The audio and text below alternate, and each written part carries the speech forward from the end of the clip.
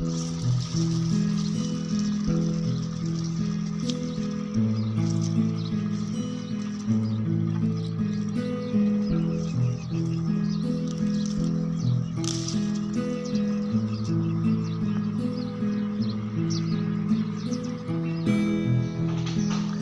वालेकुम व्यूअर्स, कैसे हैं आप सब।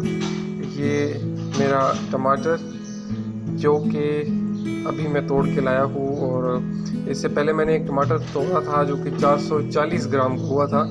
और ये वाला टमाटर आप देख सकते हैं कि 502 ग्राम्स का है, यानी कि पूरे आधे किलो का है।